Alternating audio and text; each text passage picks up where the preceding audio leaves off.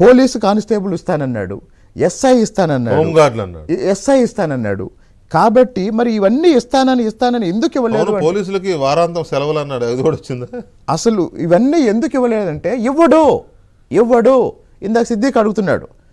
ఇప్పుడు ప్రభుత్వ ఉపాధ్యాయుల్ని నియమించకుండా మీరు కూడా అడిగారు ఇంట్రడక్షన్లో, విద్యా ప్రమాణాలు ఎలా పెరుగుతాయి?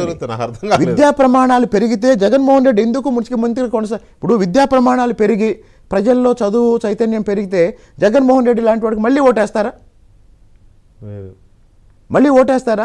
మీరు మళ్ళీ ఆలోచించండి.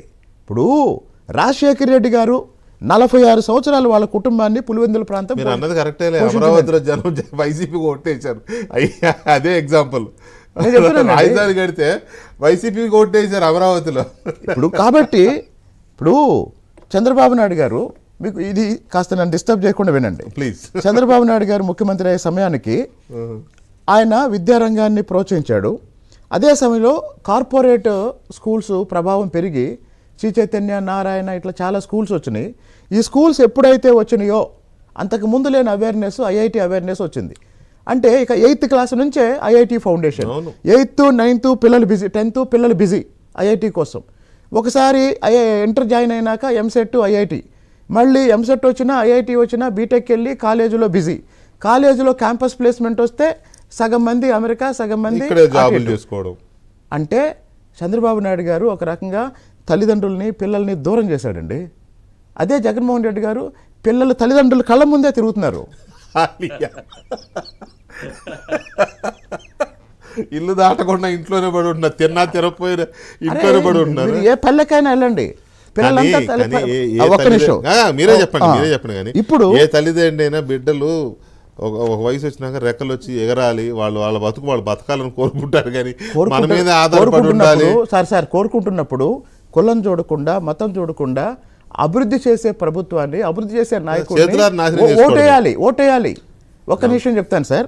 చంద్రబాబు నాయుడు గారు ఈ మధ్య పూర్ టు రిచ్ అని ఒక కాన్సెప్ట్ గురించి మాట్లాడుతున్నారు.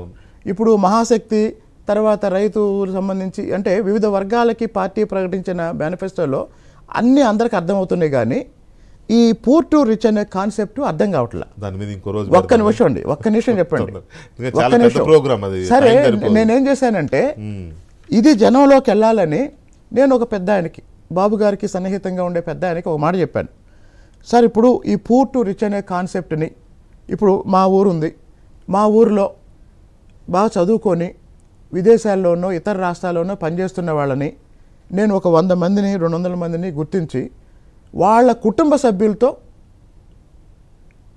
బాబు గారితో ఇంటరాక్షన్ ఏర్పాటు చేద్దాం అంటే సెప్టెంబర్ 22న టైం ఇచ్చారు సార్ ఆయనకి. దానికి ముందు ఈ స్కిల్ డెవలప్మెంట్ కేసు రావటం వల్ల అది పక్కకు పోయింది.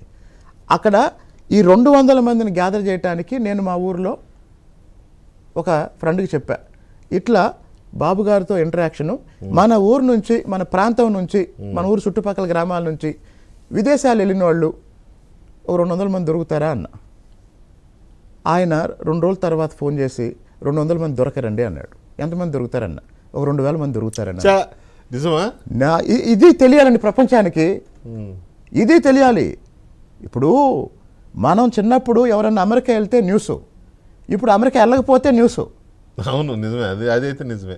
అది ఎలా సాధ్యమైంది? అది ఎలా సాధ్యమైందంటే ఆ స్కూల్స్లో ఐఐటి ఫౌండేషను, అలాగనే అదే సమయానికి కొన్ని 100 ఇంజనీరింగ్ కాలేజీలు రావటం, ఈ తరుణంలో ప్రభుత్వ విధానాలు ఇప్పుడు అసలు పాయింట్ అండి. మరి జగన్మోహన్ రెడ్డి ఈ సమస్యను సృష్టించాడు. దీనికి పరిష్కారం ఏంటంటే ఇప్పుడు చంద్రబాబు నాయుడు ఇంకోటండి, 2014, 2019 5 ఏళ్లలో తెలుగుదేశం ప్రభుత్వం 5 లక్షల ఉద్యోగాలు కల్పించిందని జగన్మోహన్ రెడ్డి ఇష్టపడి నియమించుకున్న పరిశ్రమల మంత్రి మేకపాటి గౌతమ్ గారు అసెంబ్లీ ఫ్లోర్ మీద చెప్పారు.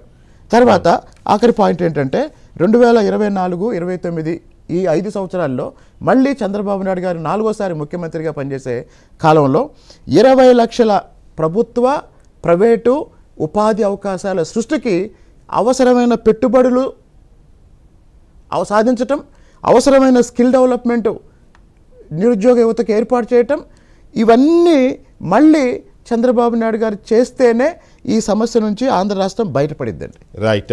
ఇక్కడ సిద్దిక్ గారు ఇప్పుడు